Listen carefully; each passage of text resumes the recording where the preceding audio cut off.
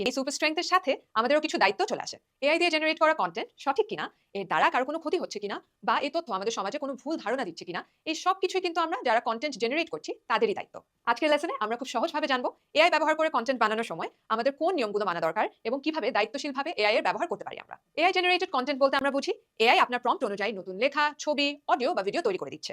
আমরা অলরেডি দেখেছি লোগো বানিয়ে দেওয়া থেকে শুরু করে ইমেইল লিখে দেয়া, ছবি জেনারেট বা ভিডিও জেনারেট করা পর্যন্ত এআই আমরা সব জায়গাতে ব্যবহার করছি। কিন্তু একটা জিনিস আমাদের মনে রাখা লাগবে, কন্টেন্ট এআই জেনারেট করলেও এটির প্রম্পট কিন্তু ব্যবহারকারী নিজেই দিয়ে থাকে। তাই সঠিক কন্টেন্ট জেনারেট করা প্রতিটি ব্যবহারকারীর দায়িত্ব। এআই কন্টেন্ট তৈরি করা যতটা সহজ, ভুলভাবে ব্যবহার করলে তার প্রভাব ততটাই হার্মফুল হতে পারে। কারণ এআই ভুল তথ্য তৈরি করতে পারে। কখনো কখনো এআই খুব আত্মবিশ্বাসের সাথে ভুল তথ্য দেয়। এই তথ্য যাচাই না করে শেয়ার করলে মানুষের মাঝে ভুল ধারণা বা বিভ্রান্তি ছড়ায়। এআই বায়াসড আউটপুট দিতে পারে।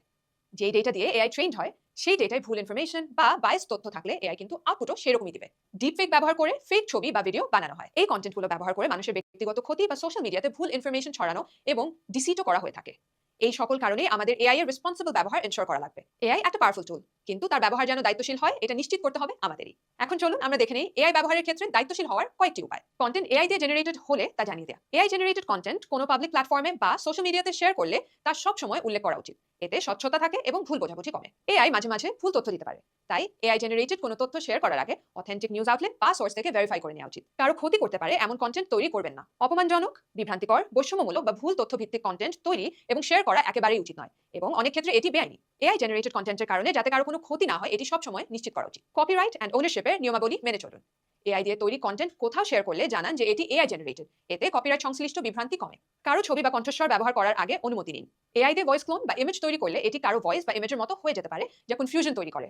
কখনো এরকম কন্টেন্ট জেনারেট করতে হলে সব সময় কনসেন্ট গ্রহণ করা উচিত। সেন্সিটিভ ডেটা এআই প্ল্যাটফর্মে আপলোড দিবেন না। ব্যক্তিগত, গোপন বা অফিসের কনফিডেন্সিয়াল তথ্য কোনো এআই টুলে কপি পেস্ট করা নিরাপদ নয়। সব generative AI tools data save রাখে, তাই কনফিডেন্সিয়াল তথ্য আপলোড করা হলে সেটা লিক হয়ে যাওয়ার অনেক চান্সেস থাকে। এআই আউটপুট নিয়ন্ত্রণ করতে শিখুন। জেনারেটিভ এআই প্ল্যাটফর্ম যা বলছে সব সঠিক ব্যাপারটা কিন্তু তেমন নয়। প্রম্পটিং এর মাধ্যমে আমাদের সঠিক তথ্যটি বের করে আনতে হবে। একটি সহজ উপায় হচ্ছে কোনো কন্টেন্ট জেনারেট করার সময় সোর্স চাওয়া বা অ্যাড করতে বলা। আমাদের সোশ্যাল মিডিয়াতেও আজকাল ভুল এআই জেনারেটেড কন্টেন্টের ছড়াছড়ি।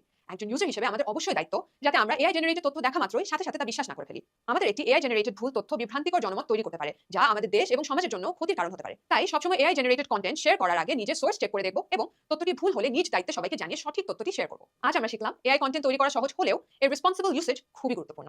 কিন্তু দায়িত্বশীলভাবে ব্যবহার করলে এআই আমাদের ওয়ার্ক, এডুকেশন, ক্রিয়েটিভিটি সবকিছুকে আরো অনেক এগিয়ে নিতে পারে। আজকের লেসন এতটুকুই।